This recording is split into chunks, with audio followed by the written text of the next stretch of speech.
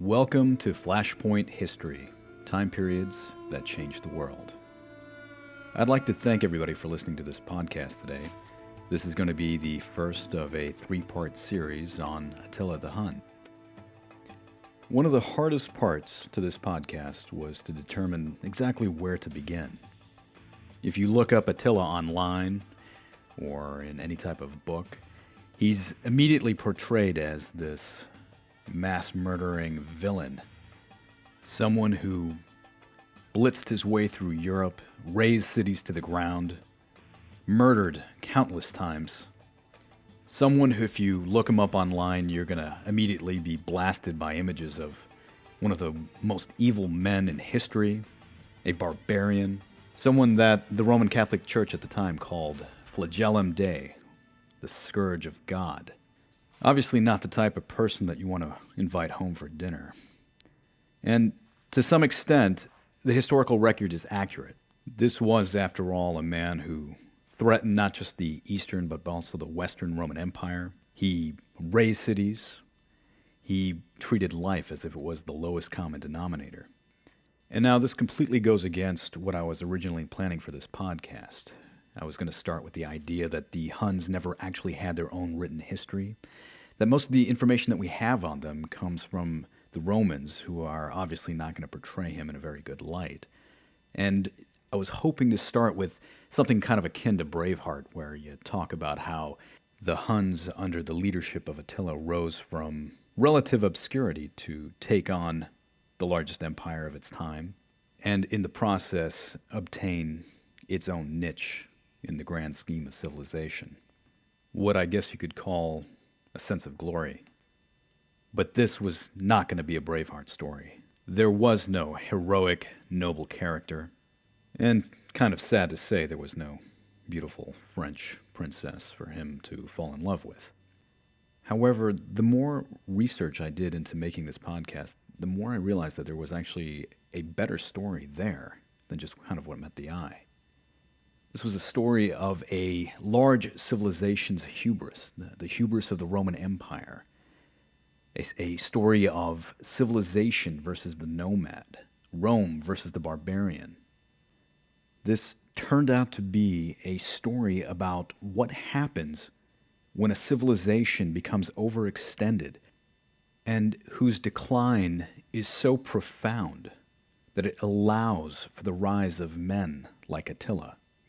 It's kind of like that old adage, nature abhors a vacuum. And in this situation, it's very true. So with this, I think the place that we need to begin is with the late Roman Empire. For those of you out there that want to hear about the blitzkrieg that I had mentioned earlier through Europe, you're going to have to wait till the second part of this podcast.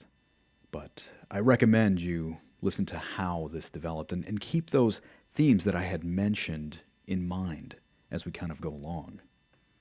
And so what was the late Roman Empire truly like? Because this no longer was the empire that was established by Julius Caesar and consolidated under the rule of Caesar Augustus, nor was it the empire that was expanded under emperors such as Trajan, Hadrian, or even Marcus Aurelius. This was a Roman Empire of the 4th and 5th century, a civilization that was in decline. I personally like to make comparisons to the Roman Empire to the German Wehrmacht in World War II. It was no longer a blitzkrieging, fast-moving, all-conquering civilization, but rather one that had developed fortifications, that was surrounded by enemies, and was rife with internal dissent. Now, first and foremost, the Roman Empire was no longer under the command of one particular emperor. Under the reign of an emperor by the name of Diocletian in the late part of the 3rd century, early part of the 4th century, the Roman Empire had come under the governance of two co-emperors, Diocletian and Maximian, and they adopted sons who would be considered Augusti. And so this was a time period where you had literally 4 people running the empire, or what they would call the tetrarchy. And so with this division in leadership, you also had a physical division of the actual empire itself. The Eastern Roman Empire, which later historians would call the Byzantine, consisted of places like Greece, Egypt, Asia Minor, the Middle East, whereas the Western Roman Empire would consist of Gaul, which is France, England, and Spain. And the original idea was that all of these realms were to help one another in times of crisis. But in actuality, what you had was the perfect recipe for civil war, which became an endemic part of Roman life from that period onwards. Now, with any type of power struggle, there is always going to be one that is going to slowly claw their way to the top. And in this situation, a man by the name of Constantine, who will later be known to historians as Constantine the Great, and this is a man that probably deserves an entire podcast unto himself, but he came to power. He fought against his rivals. In the year 312, on October 28th, he fought a battle called the Battle of the Milvian Bridge, which he was able to win. But the interesting aspect of this battle was that just prior to this battle, he had a vision where he saw the Christian symbol, the chi and the rho, looks kind of like a P with an X through it. This presented itself to him, and he was told by a voice, "In hoc signo vinces," which I'm probably murdering this Latin, but it means, "In this sign you will conquer." And so he told all of his soldiers to paint that symbol on their shields. And even though they were outnumbered, they marched into battle and they won. And of course, this sets into motion a series of events which will cause another profound shift in the Roman Empire as Christianity slowly becomes into the limelight. And indeed, in the year 313, Constantine passes the Edict of Milan, which grants Christianity official recognition. In 321, Sunday is identified as the official rest day. And between May 12th and June 19th of 325, the Council of Nicaea was held to establish a formal creed for all Christians to believe in. But Constantine also does something which causes yet another profound shift in the Roman Empire. He moves the capital. He establishes the city of Constantinople in the year 330 AD. And he establishes the city on an area called the Hellespont, which is an area of land that sticks out into the Bosphorus. It's surrounded by water. It's extremely defensible territory. It's on the edge of Europe and Asia. And it becomes not only the capital of the Eastern Roman Empire, but it becomes a city that will preserve knowledge and Western civilization for the next 1,000 years. And so the Roman Empire becomes fragmented. You have two capitals, and by the way, going back to Rome, it no longer was really a capital. Milan became much more important, and eventually Ravenna took that role, whereas Rome became, as Christopher Kelly wrote in his book, The End of Empire, a crumbling mausoleum. It became a boneyard of temples and triumphant arches and a relic of former glory. And this divided late Roman Empire was no longer truly expanding. It was surrounded by enemies. The Persian Empire, which had kind of waxed and waned in power, had started assuming its dominance of the Middle East. And instead of leading campaigns of conquest, like if you read back about Julius Caesar taking over Gaul, the Romans had now adopted a policy of building fixed fortifications, which of course was nothing really new. The Romans always had fortifications as they went along. Their cities all had walls, but at this point the Rhine River Valley had a series of walls. The Danube had a series of fortifications. If you go to England and you go almost to the border of Scotland, you can see the remnants of Hadrian's Wall, which was built to keep out the northern barbarians. And to be perfectly fair, the Romans did have a couple of series of reconquests of their former empire when they lost territory to other civilizations. But as a whole, the civilization was starting its slow and gradual decline.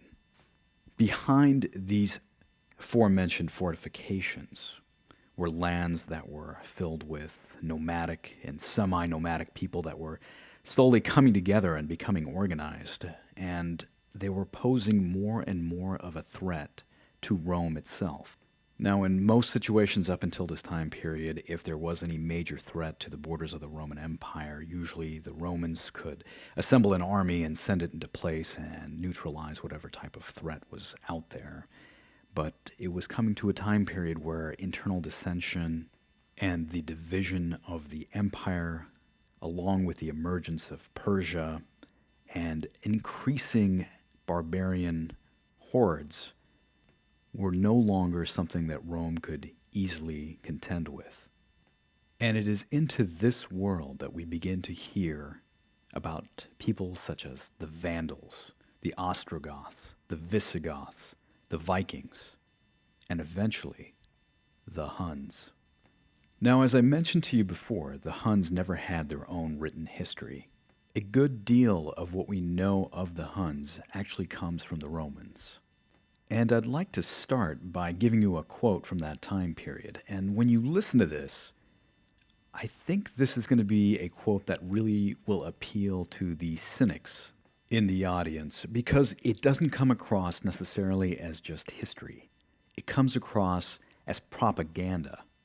This is a quote from a man by the name of Ammianus Marcellinus. And again, I'm probably getting that name wrong, but in any case, he was a soldier and he was a historian, and he gives one of the best accounts of the Huns. And I quote, "The Huns exceeded any definition of savagery. Although the Huns have the shape, albeit repellent, of human beings, they are so wild in their way of life they have no need of fire or pleasant-tasting food, but eat the roots of uncultivated plants and the half-raw flesh of all sorts of animals. Huns are never sheltered by buildings. Not even a hut thatched with reeds can be found among them. Rather, the Huns roam freely in the mountains and woods, learning from their earliest childhood to endure freezing cold, hunger, and thirst. They wear garments made of linen or stitched together from the pelts of mice found in the wild. Once they have put on a tunic, it is not changed or even taken off until it has been reduced to tatters by a long process of decay and falls apart bit by bit. The Huns are not subject to the direction of a king, but are satisfied with the improvised leadership of their chief men, and batter their way through anything in their path. In agreeing truces, they are faithless and fickle, swaying from side to side in every breeze. Like unthinking animals, they are completely ignorant of the difference between right and wrong. They burn with an unquenchable lust for gold, and are so capricious and quick to anger that often, without any provocation, they quarrel with their allies more than once on the same day. Fired with an overwhelming desire for seizing the property of others, these swift-moving, ungovernable people make their destructive way amid the pillage and slaughter of those who live around them." End quote. This sounds like very bad journalism, very one-sided. Sounds like the purpose of this is not necessarily to give a history, but to demonize someone in order to make that person easier to subdue and kill. But with any history, there is always some degree of truth in what is being said. Marcellinus also goes on to talk about the Huns, and I quote, "Huns are not well adapted to battle on foot, but are almost glued to their horses, which are certainly hardy, but also ugly. From their horses by day and night they buy, sell, eat, and drink. Slumped over their horses' narrow necks, they relax into a deep sleep. No one in their country ever plows. Like refugees, all without permanent settlement, homes, law, or a fixed way of life, they are always on the move with their wagons, in which they live." End quote. Now, remember what I had mentioned earlier about one of the motifs of this talk was this concept of civilization versus the nomad. And again, in this last quote, Marcellinus mentions those qualities which he feels are the redeeming quality of Rome.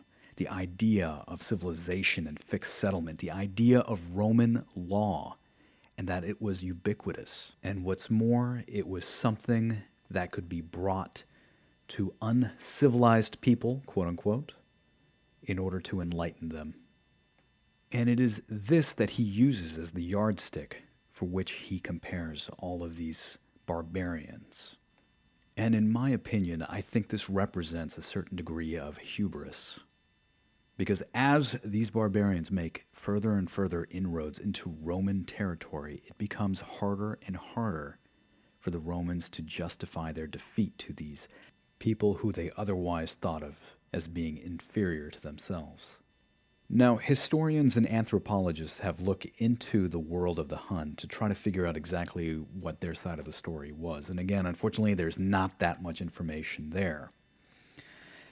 The general consensus from what I could find was that the Huns were a group of people that came from the Asiatic steppe, which was east of the Volga River. They were people that were specially blessed with the ability to ride horses and to use the composite bow in order to attack their enemies with lightning speed and then disappear into the wilderness. Their original homeland is not very well known.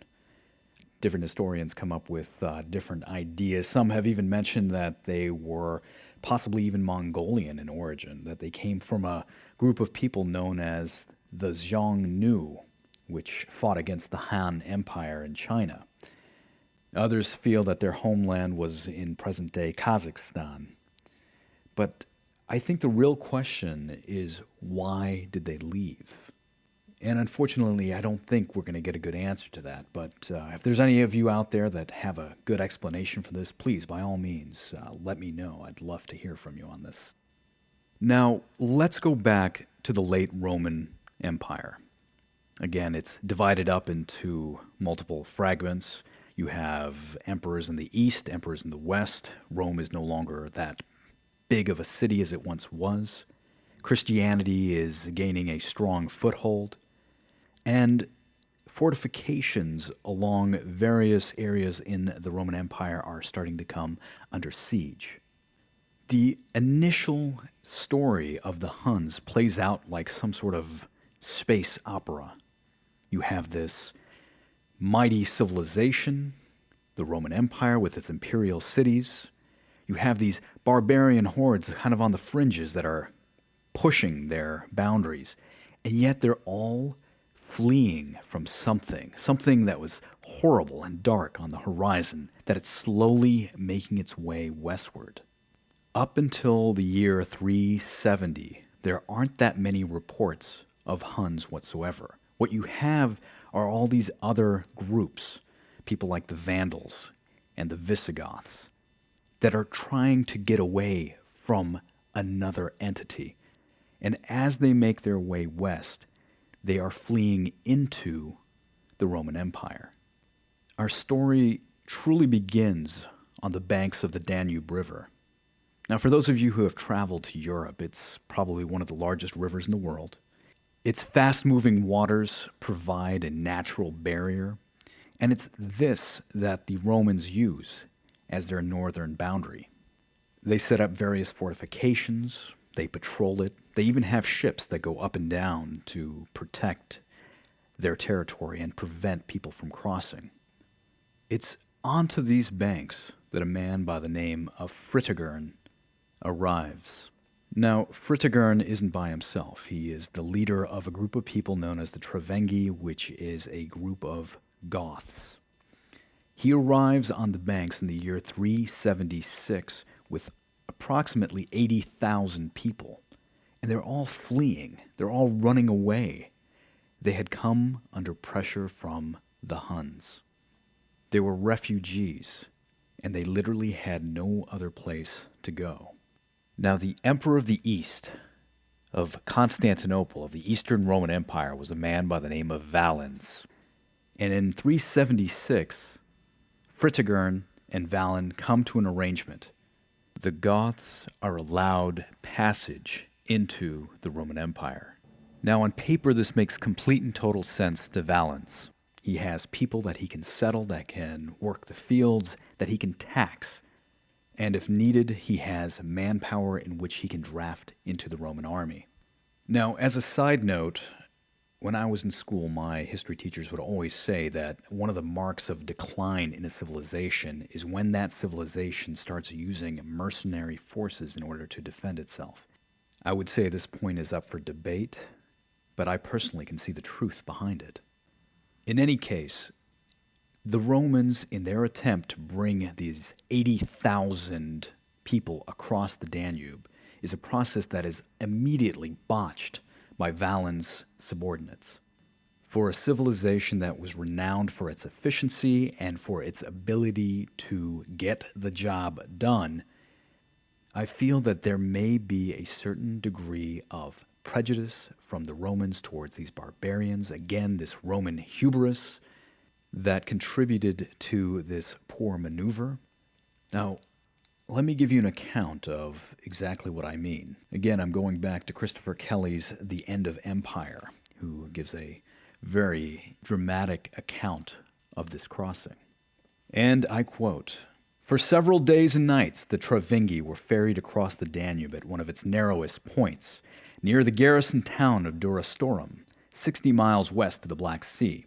This was a dangerous operation made more difficult by the fast-flowing river, still swollen by spring rains.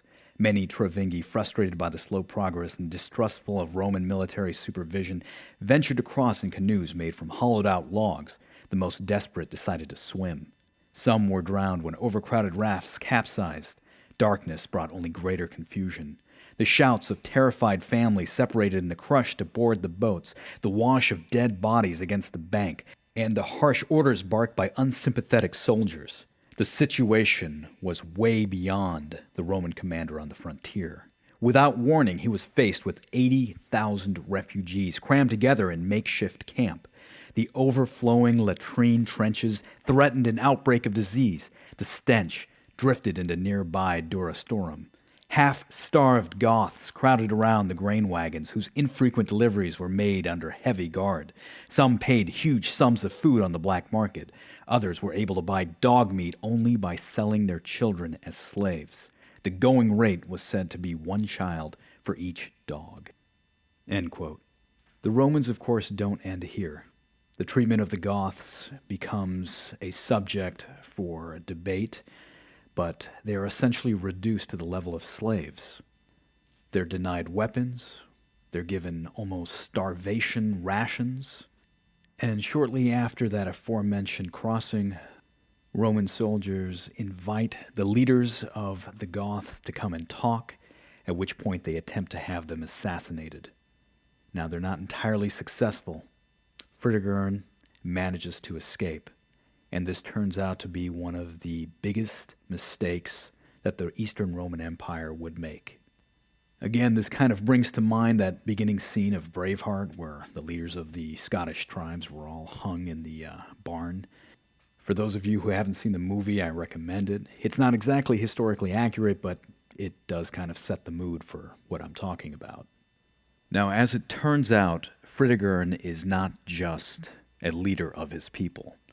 He is also a very skilled politician, and he is a keen strategist. He starts to gather his people together and starts training them to become a fighting force. He then goes on to start incorporating other tribes and other peoples that have been displaced by the Romans and by the Huns into his army as well. He even reaches out to a group of people known as the Guru Thungi. Now, the Guru Thungi were a group of people that were actually denied entrance into the Roman Empire. If you recall, Valens allowed the Goths to cross into Roman territory, but he purposely kept these people out. He didn't want to overpopulate his lands with quote-unquote barbarians. So if you could imagine yourself as these people running from your lives, trying to escape with what little you had and arriving at the gates of the Roman Empire only to have those gates slammed shut in your face, that is what they had to deal with. And they were only too willing to join Fritigern and his army as it was slowly increasing in size. Now, surprisingly enough, in the year 377, there are reports that portions of the Huns are actually signing up as mercenaries for Fritigern's army. Now, these are the exact same people that Fritigern and his Goths were actually running from in the first place. But Fritigern must have realized that old adage, the enemy of my enemy must be my friend, and so he employs them. He doesn't employ a whole bunch of them, just maybe about 1,000 or 2,000, but still enough to reinforce his ranks. And then with this army, he starts marching towards Constantinople. And when Emperor Valens hears about this army encroaching onto his capital city, he has no choice. He builds up an army of his own, and he calls to the Western Roman Empire demanding help. The Western Roman Empire at this time is run by a man by the name of Gratian, who is very slow in responding, because Gratian has his own problems to contend with. The fortifications along the Rhine River and all the tribes of Germania are starting to act up, and he's got to keep a portion of his forces there to contend with them. But in either case, he drags tail when it comes to sending reinforcements to help out Emperor Valens. So Fritigern and his Goths are given a free hand to rape and pillage and destroy everything in their path on their march towards Constantinople. And so finally, Valens decides to move on his own. He sends out scouts to search out and find this army and to determine how big it is. And they return with reports that the army is not that big. But the problem is that they did not see everything. All they had seen was Fritigern's infantry. What they failed to notice are that group of people known as the Guru Thungi that we had mentioned earlier, because they were cavalry people. They were on horseback, and they were off grazing their horses, and this was not picked up by the Roman scouts. And so when these scouts return back to Valens, he feels that he has numerical superiority, and he decided to march out and confront this army. And he makes the mistake of not waiting for reinforcements from the Western Roman Empire to appear. Some people say that one of the reasons he did it was because he wanted to have all the glory of defeating the Goths all to himself. And so in the middle of summer, he sets out his forces in order to engage this enemy rebel Goth army. And he marches westward and finally arrives at the city of Adernopol, where he sets up camp. But he still believes that he has numerical superiority, and wanting to really get at the enemy, he doesn't even allow his troops to truly have time to rest. The day is August 9th, in the year 378 CE. Valens gets word that the Goth army is only approximately 8 miles to the north of Adernopol, and so he accumulates his forces and starts marching them into battle. Now, the standard military tactic of Roman infantry and cavalry was that the infantry were slower moving, so they stayed in the middle, and they created these lines of men that had shields to defend one another, and they would slowly march forward. On their flanks, both to the left and to the right of the infantry, would be the cavalry, because these were faster-moving units that could engage and disengage the enemy, and what's more, they could protect the infantry. Now, the purpose of warfare at this time was not to do just a direct confrontation, even though that was usually what happened, but a truly skilled commander was able to attack the enemy's flank. And if you were very good at what you did, you could actually get into the enemy's rear, and if you could attack them either by the flank or the rear, in most situations, you could actually rout an enemy force from the field of battle. Now, take a second and imagine yourself as a Roman infantry grunt. You had just marched all the way from Constantinople all the way to Adernopol, and now, in the middle of the summer heat, you had all your equipment and you were marching again to the north to take on the enemy. You were exhausted, you were dehydrated, and finally, when the enemy does come into view, you notice that he is up on top of this hill. He has taken all of his wagons and encircled them to create a fixed fortification, and it's into this that you have to attack. Now, Fritigern and the Goths knew that the Romans were coming. He actually commanded his troops to set off brush fires along the path that the Romans were marching. These fires created dust, they created smoke, and they exacerbated the dehydration and the fatigue that the Romans were already suffering from. Now, most importantly, the smoke served the purpose of inhibiting the Romans' line of sight. They couldn't see very far beyond it, and they didn't realize that they were marching into a trap. In the early afternoon, at approximately 2 to 3 p.m., Emperor Valens sends the Roman cavalry into a flanking maneuver to attack what he thinks is only infantry at the top of the hill. We actually have a first-hand account of what that maneuver was like. It was recorded by Ammianus Marcellinus, the same historian and soldier who gave us that horrendously awful account of the Huns, which I had mentioned earlier. He stated, and I quote, "Our left wing had advanced actually up to the wagons, with the intent to push on still further if they were properly supported, but they were deserted by the rest of the cavalry, and so pressed upon by the superior numbers of the enemy that they were overwhelmed and beaten down. And by this time such clouds of dust arose that it was scarcely possible to see the sky, which resounded with horrible cries, and in consequence the darts, which were bearing death on every side, reached their mark and fell with deadly effect, because no one could see them beforehand so as to guard against them." End quote. As a member of the Roman infantry, you would have expected your cavalry to go forth and bring a decisive blow to the enemy, but what you would have seen, if you were there, was a very peculiar sight, because you see your cavalry was not bringing you victory. It was instead running from the field of battle, and as it ran, it was exposing your own flank. The real question was, why was it running? But that question would soon be answered, because directly on the heels of the Roman imperial cavalry were the cavalry forces of the Goths. It was the Guru Thungi, the very same people that Valens had barred entry into the Roman Empire. It was the same people that had allied themselves to Fritigern and his army to gain some sense of revenge. It was they that the Roman scouts had failed to detect, and now they were descending on the flanks of the Roman army. But this was a realization that came too late for Emperor Valens. The Goth cavalry had gained the initiative. They had routed the imperial cavalry from the field of battle, and what's more, it allowed Fritigern and his infantry to have a free hand to smash directly into the Roman infantry's front line. When the dust settled from this battle, the Roman army had been annihilated. Now, the actual number of casualties vary depending on which source that you read. Some sources state that the Romans lost about 10,000 men. Other sources that I've read state that the number could be as high as 20,000.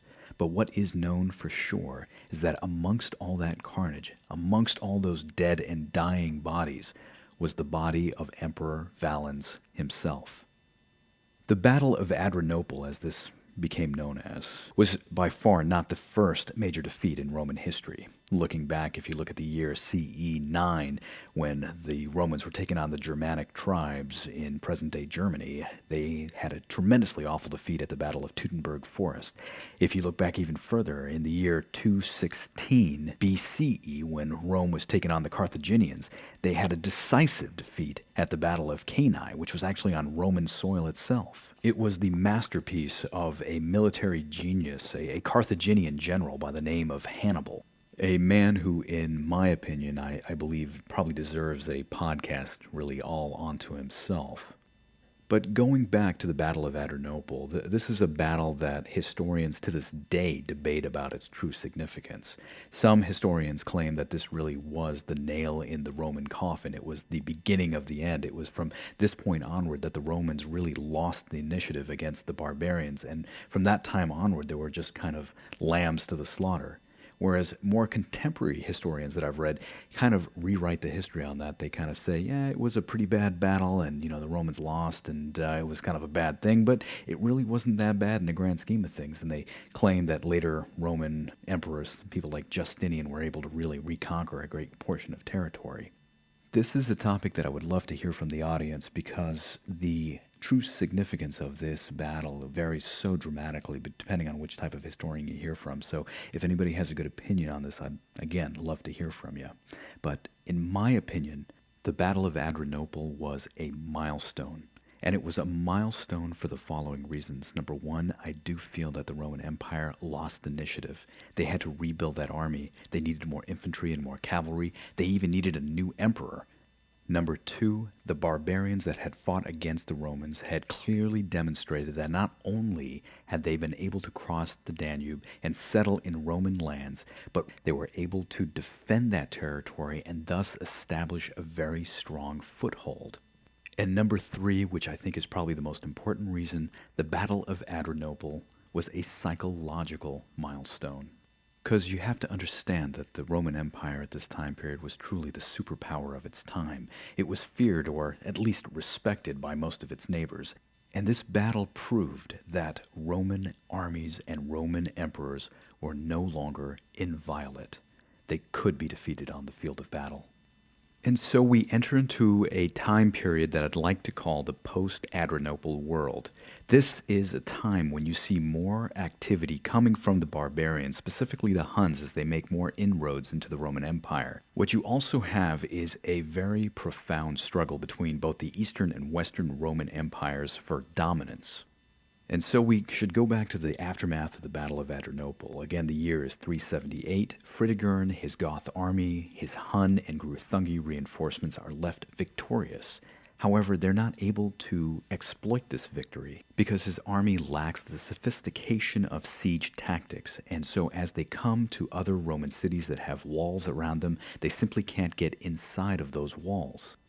Now, there's only so much pillaging that a rebel Goth barbarian army can do before they simply run out of things to pillage. And so as their food runs low and they don't have very good logistical supply, their army begins to fall apart. This buys the Eastern Roman Empire some time to start rebuilding. Of course, the first order of business is to bring in a new emperor, and so a man by the name of Theodosis I, is placed in command of the Eastern Roman Empire. And one of the first things that he does in almost standard Roman pompous rhetoric is to vow vengeance against the Goths. And he creates an army and he ventures forth to reclaim his territory. But what happens is basically 4 years of stalemated fighting. And so finally in 382, when Theodosis realizes that he's not getting anywhere and he's not able to throw the Goths off his land, he's forced to make a shift in his foreign policy. He allows the Goths and the Huns and the Trevenghi and the Guru Thungi and other groups to settle within Roman lands. He does this with the expectation that these groups will provide manpower for his army, but in the process, what he creates is a Hun toehold within the Roman Empire. Theodosis even goes so far as to have his own advisors come up with propaganda to justify to his people why he's allowing the barbarians to settle within Roman lands. This is a quote by a man by the name of Themistius, who was one of Theodosius' advisors. He states, and I quote, "For such are the victories of reason and humanity, not to destroy, but rather to improve the lot of those who are responsible for the suffering. Was it then better to fill the Danube provinces with the dead or with farmers, to make it full of tombs or of men, to travel through a wilderness or cultivated fields, to count up the number of slain or of those who worked the land?" End quote. This is obviously not the rhetoric of an empire in its best days. Let's make a comparison. Once in life, I recommend to all my listeners that they need to travel to Rome. This is a city that is replete with history and in my opinion is probably one of the most fun and exciting cities anyone can travel to in Europe. When you get there, go to the very heart of the city and near the Roman Forum, you're going to find a column that is dedicated to the Emperor Trajan. This is a monument that was built in the year 113 CE, and when you look at it closely, what you're going to notice is Trajan's army on the march. This is a victorious army. This is an army that appears strong and defiant. It shows an army moving into battle and destroying their enemy. This was a tribute to Emperor Trajan during what was known as the Dacian Wars, which was a time period when the Roman Empire was expanding and strong, and the peoples of those conquered lands were soon incorporated into the empire itself. To stare at this column is to stare into the very heart of Roman military glory. This, in my opinion, is a far cry from Theodosis, who just really couldn't seem to get the job done against the Goths and had to instead settle for a brokered peace instead. But perhaps I'm being hard on the guy. I mean, after all, he was a military leader. He was a general in the Roman army. He led several successful campaigns before he was elected as the emperor of the Eastern Roman Empire. And it's this military background that's going to be needed very soon, because shortly after he becomes emperor, and by that I mean a couple of years, the Western Roman Empire starts to fragment. Most of the civil unrest begins in the year 383. The emperor of the West, Emperor Gratian, is assassinated, and shortly thereafter several usurpers attempt to claim the throne. The Roman provinces of Britain and Gaul break off and decide to elect their own emperor, and in the capital of the Western Roman Empire, a man by the name of Eugenius lays claim to the emperorship. This, of course, gives Theodosis the perfect excuse to raise an army and try to march west in order to reunite the empire, which is exactly what he does. But when he's raising this army, he quickly realizes that the forces that he has may not be adequate enough to do the job. And so he starts employing the Huns and the Goths, the same people that he had settled south of the Danube. Now, if you recount from earlier, he expected these people to provide manpower in the situation of war. And so they arise to the occasion, they join his army, and he marches to the west. Now, I'm going to save the details of this particular civil war. Granted to say that it did last for quite a bit of time, and it eventually culminated in the year 394 against Eugenius and his forces at a battle by the name of Frigidus. I want to emphasize the Battle of Frigidus because what happens at this battle sets into motion a series of events which eventually leads to our next milestone, another nail into the coffin of the Western Roman Empire. Again, the year was 394. Emperor Theodosis is marching into an area of modern-day Slovenia. Most modern historians agree that this happened in the Vipava Valley. And as he marches into this valley, he sets up almost no reconnaissance. He doesn't send his scouts out to figure out what's going on, but he just kind of blindly marches into battle. He makes it a point to place his mercenaries at the very forefront of his army, particularly the Goths. He puts them just way up at the front. And when he attacks Eugenius and his army, he soon realizes that the position that he's attacking is almost completely impregnable.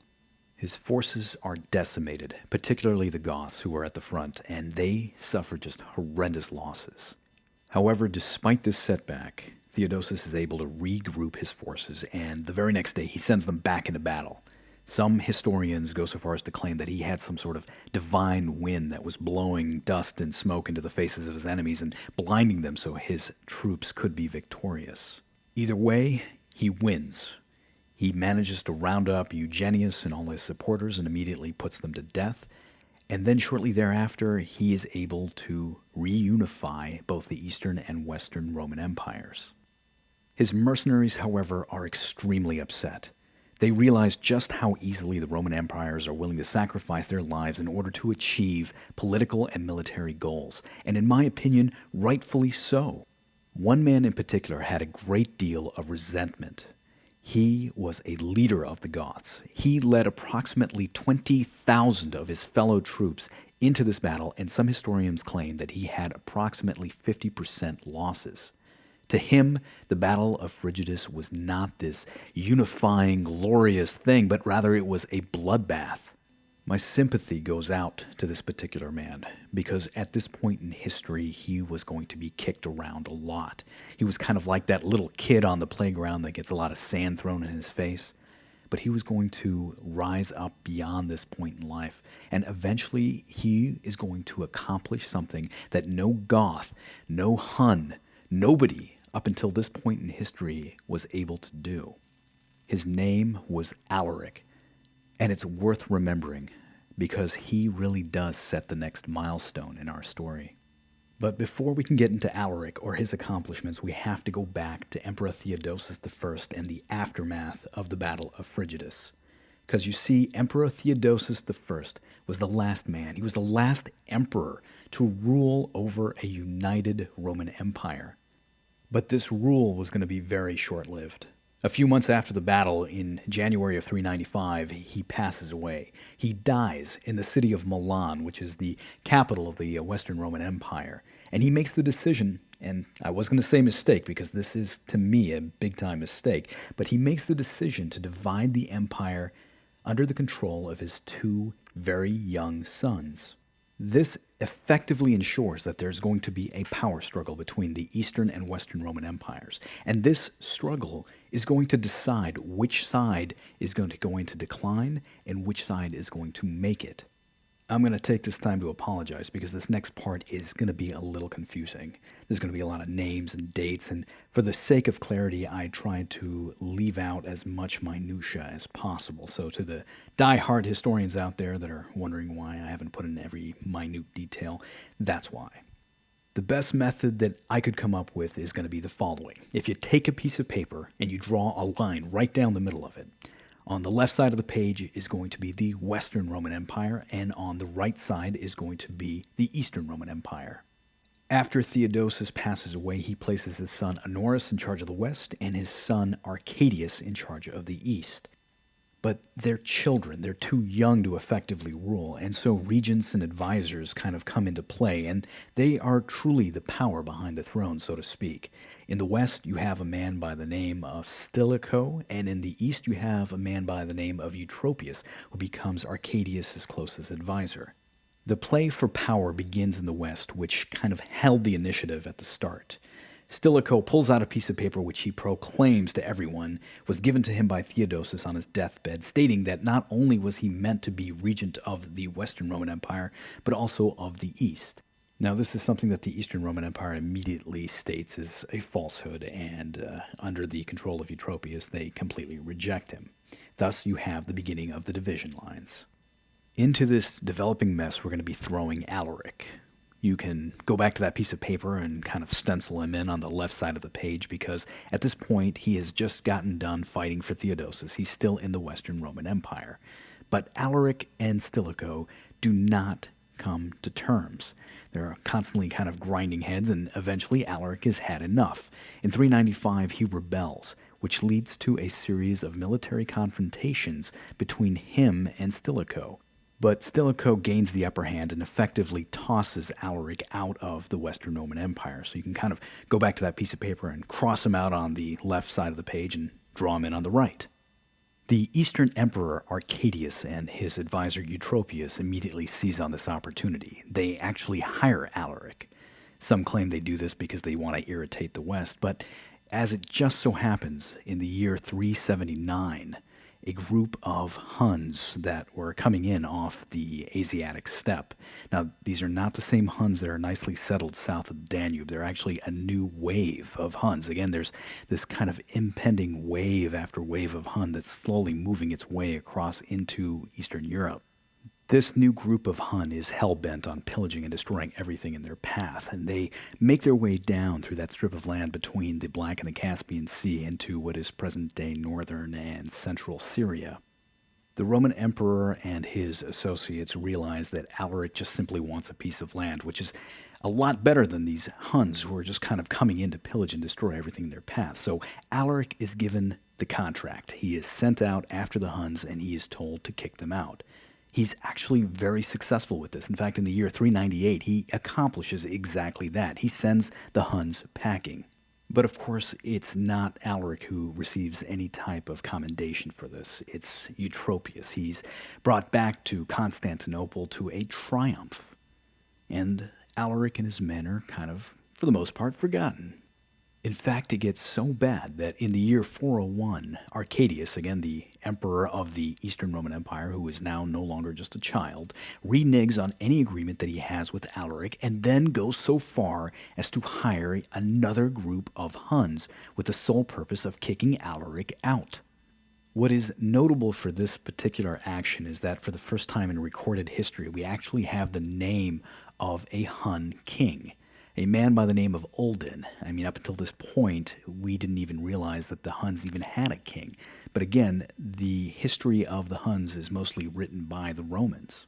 Alaric immediately sees the writing on the wall, realizes that he doesn't really have a chance of establishing a home in the Eastern Roman Empire, and so he packs up his stuff with all his men and they go back to the West.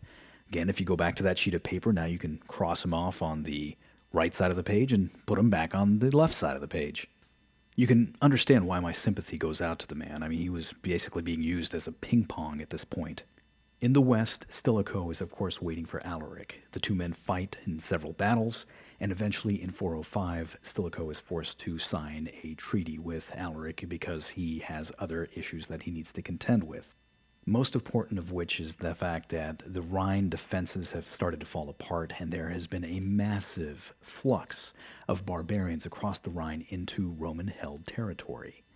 Stilicho goes so far as to even hire Ulden, again the king of the Huns, to come to the Western Roman Empire in order to contend with this problem. Initially, Stilicho and his new Hun mercenaries are successful. They're actually able to hold back or at least capture a great deal of the barbarians that are crossing over the Rhine. But things start going very badly for Stilicho. In the year 406, you have a new group of people trying to cross over the Rhine. This time, the Vandals, the Goths, and now the Alans are crossing over in ever-increasing numbers, and Stilicho can do very little to actually stop them.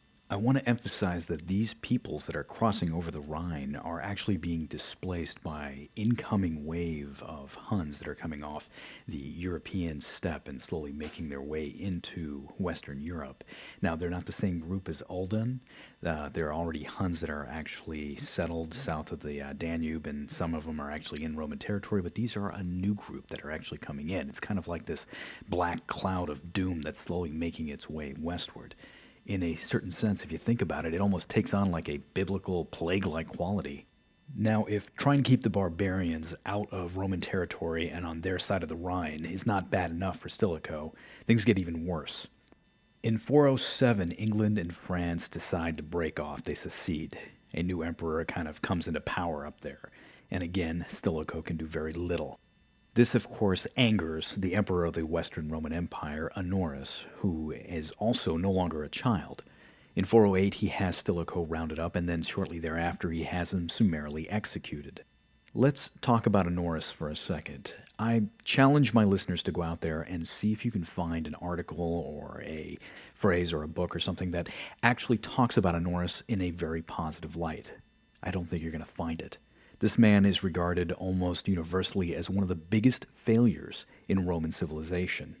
Some of his actions go beyond just simple stupidity. They go into that realm of complete and total insanity. And I'm going to give you a good example of this. Now, take into account that most of the Roman army at this point in time consisted of troops that were outside of Italian descent.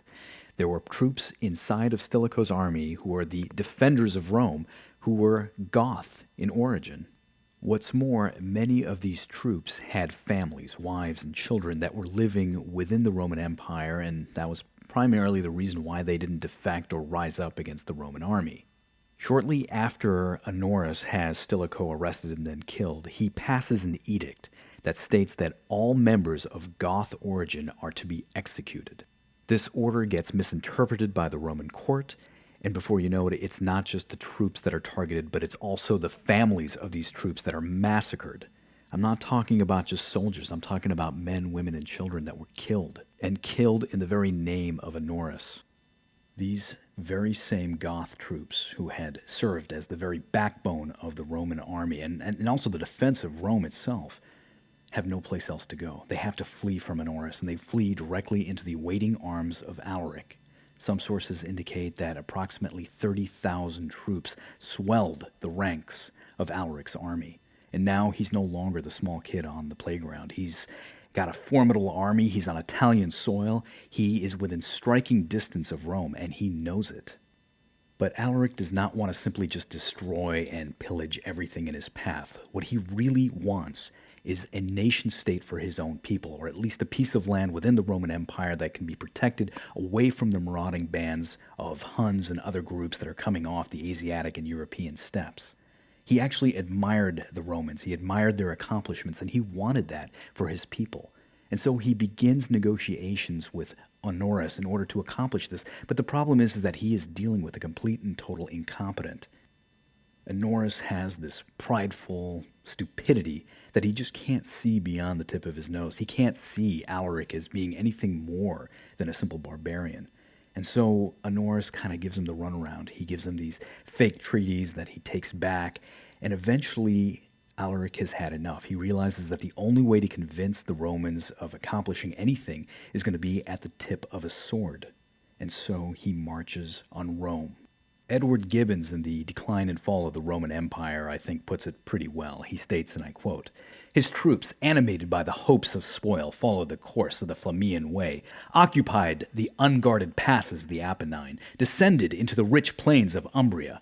A lofty situation and a seasonable tempest of thunder and lightning preserved the little city of Narni. But the king of the Goths, despising the ignoble prey, still advanced with unabated vigor, and after he had passed through the stately arches, adorned with the spoils of barbaric victories, he pitched his camp under the walls of Rome." End quote. This was going to be the beginning of a siege that was going to last for several months. Again, Alaric wasn't there simply just to pillage. He was there to establish a negotiated settlement in almost the literal sense of the word. He wanted space for his people to live in. And what better way to accomplish this when you're dealing with a prideful and resenting enemy than to have your sword at their very necks? At least that's what he thought. But negotiations continued to fail, and here's another clip from Edward Gibbons, which actually includes several of the interactions between some of the Roman senators and Alaric himself. And I quote, "When they introduced into his presence, they declared, perhaps in a more lofty style than became their abject condition, that the Romans were resolved to maintain their dignity either in peace or war, and that if Alaric refused them a fair and honorable capitulation, he might sound his trumpets and prepare to give battle to an innumerable people exercised in arms and animated by despair. His famous reply was, 'The thicker the hay, the easier it is mowed,' laughing at the gall of the Romans in their pitiable position. He set the ransom for breaking the siege at all the gold and silver in the city, whether it were the property of the state or of the individual, all the riches and precious movables, and all the slaves that could prove their title to the name of barbarians. The ministers of the Senate presumed to ask in a modest and suppliant tone, 'If such, O king, are your demands, what do you intend to leave us?' 'Your lives,' replied the haughty conqueror. They trembled and retired." End quote. Now, negotiations continued to fail. On August 24th, in the year 410, Alaric had no choice. He sounded his trumpets. His forces marched on the very city of Rome itself. In the book The Fall of Rome by Raphael Lafferty, he has a very good account of this. He states, "At the time, the Salarian gate of Rome was secretly opened by Gothic slaves in the city. The troops of Alaric entered, and their entry was signaled by a giant trumpet blast, such as will never be heard again till the last day. And on the terrible blast of the Gothic trumpet, the world came to its end." Rome was pillaged for the next 3 days. Its gold, its artifacts, its treasures were all boxed up and carted out of the city. But as far as pillaging goes, Alaric was perhaps one of the more benign conquerors. He made it a point to spare the structures and the buildings. He even extended his clemency to the people of Rome itself, and many of them took refuge in the Basilica of St. Peter's. But of course, with any type of pillaging, you're going to have some degree of destruction. The story goes that if you travel to Rome and you go to the actual forum itself and look at the bases of the columns, the steps, you're going to see circular imprints. These are the imprints of coins that had been heated up by the conflagration that had engulfed the city. Coins that were heated up so hot by the flame that they had actually melted themselves into the very stone. This was not the first time that Rome was threatened, nor was it going to be the last time that Rome would be either threatened, sacked, or pillaged. I've actually compiled a list here, and I hope you guys bear with me on this. In the year 390 BCE, Alia of the Gauls attacks the city, manages to make it into various districts, but is eventually pushed back by the Roman army. At this point in history, Rome didn't have a very good defensive wall structure. Approximately 800 years later, in the year 410 CE, just as we had mentioned, Alaric of the Goth manages to sack the city in his benign, quote-unquote, pillaging. This is, of course, followed by Gesseric of the Vandals, who invades from North Africa. In 476, the Germanic leader Odoacer is able to overthrow the Roman emperor Romulus Augustus, who is the last emperor of the Western Roman Empire. And this is, of course, when historians claim is the end of the Roman Empire, but I'd like to interject that it's probably the end of the Western Roman Empire. The Eastern Roman Empire continued to thrive. In 546, The Ostrogoths under Totila were able to attack the city. In 846, there was an Arab raid into the outskirts of the city. In 1084, Robert Guiscard, the father of the famed knight of the First Crusade, Bohemond, was able to sack the city. And in 1527, Charles V of the Holy Roman Empire was able to get into position to threaten the city as well.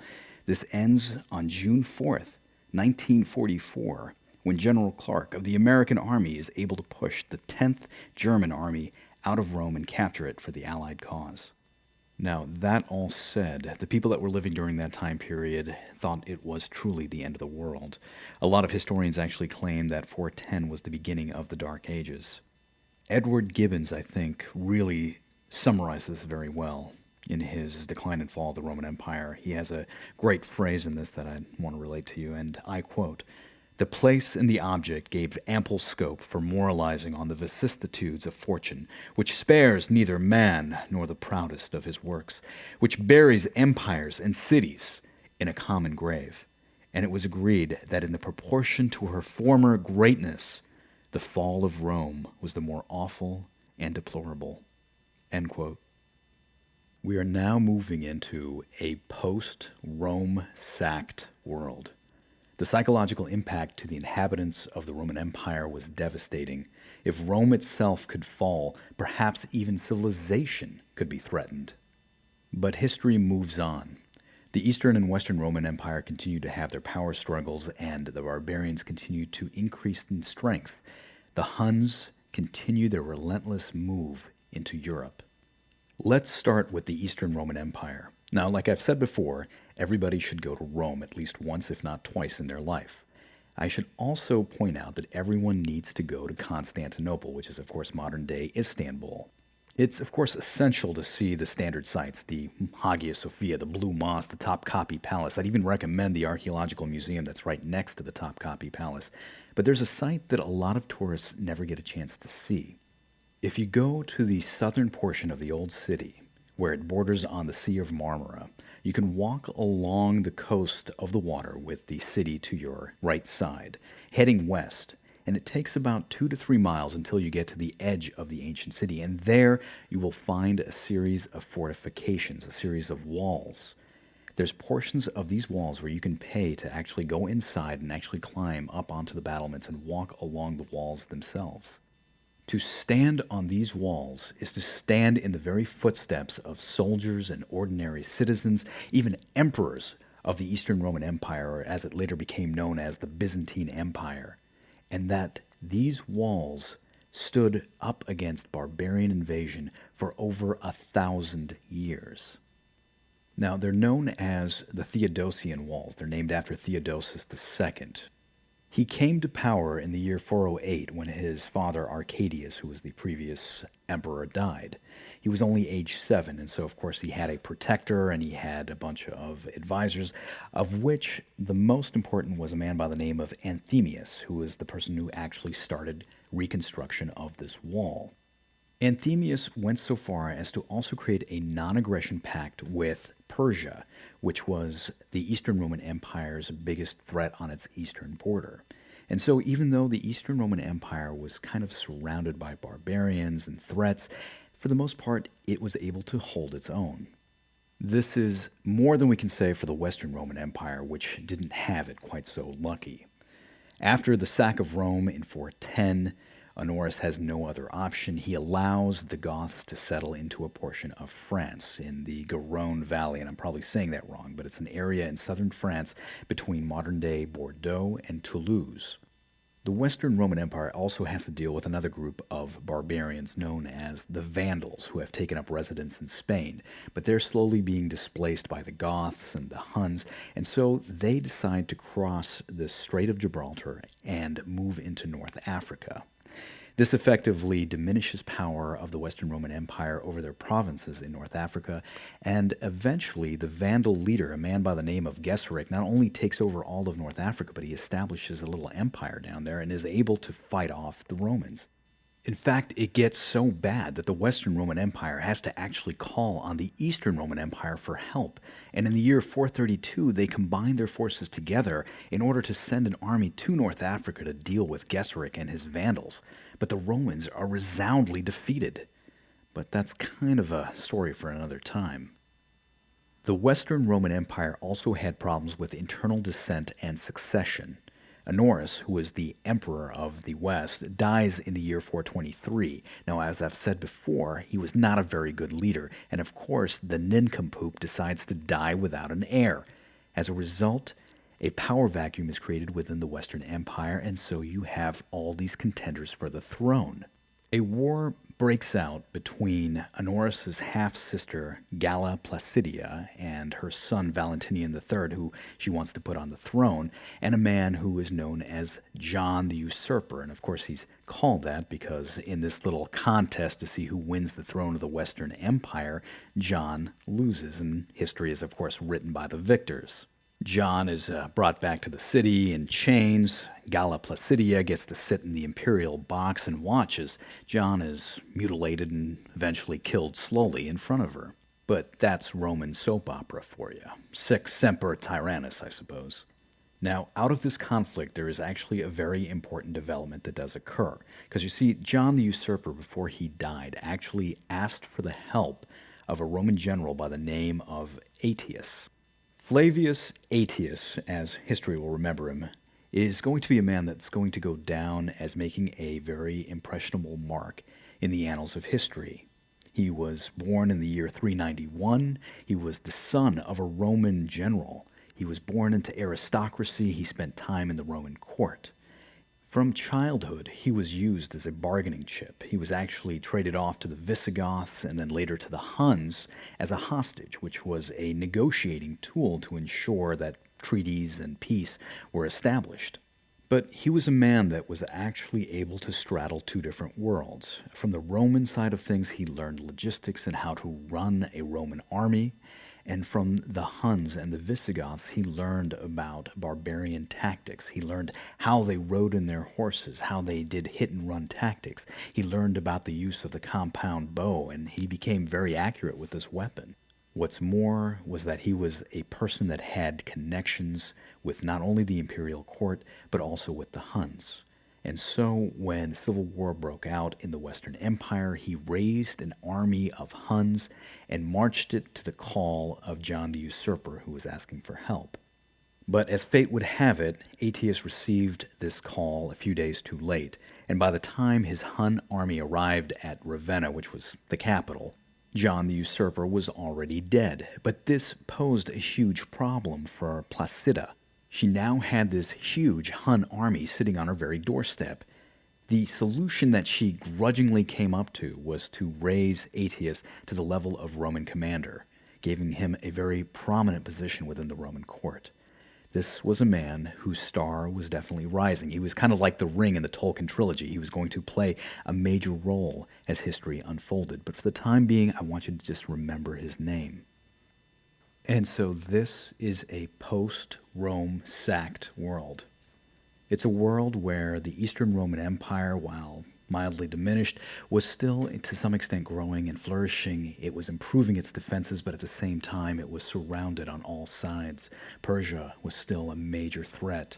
The barbarians north of the Danube would make random incursions and were a force to be contended with, and yet the Eastern Roman Empire continued to prosper. This was also a world where the Western Roman Empire was falling apart at the seams. Britain had been lost. Gaul and Spain had been overrun. The defenses along the Rhine were destroyed. And North Africa was now under new management by the Vandals. This was a world that was ripe for takeover. This was a time period where there was a power vacuum and there were forces out there only too willing to take advantage of that void. The Huns were one of those forces. They had moved from the Asiatic to the European steppe and now had gone into Eastern Europe. By the early portion of the 5th century, they had settled into an area known as the Great Hungarian Plain. Now, this is an area of land which comprises portions of modern-day Slovakia, Hungary, Serbia, and even Western Romania.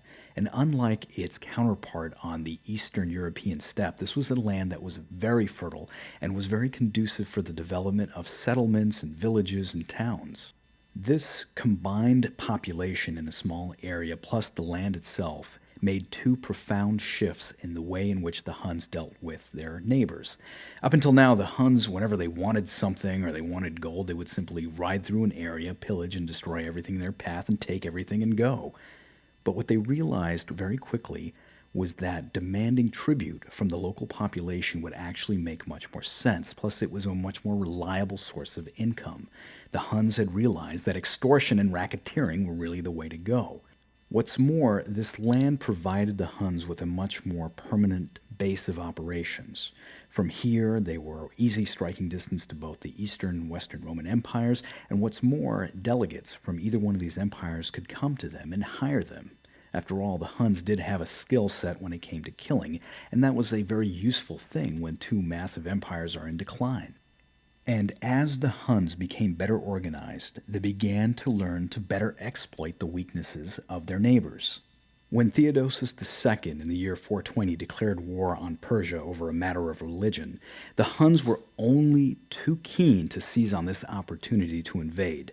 They sent their army in the year 422, and Theodosius II, realizing that he couldn't fight a two-front war, had to make peace with the Huns and eventually had to pay them tribute.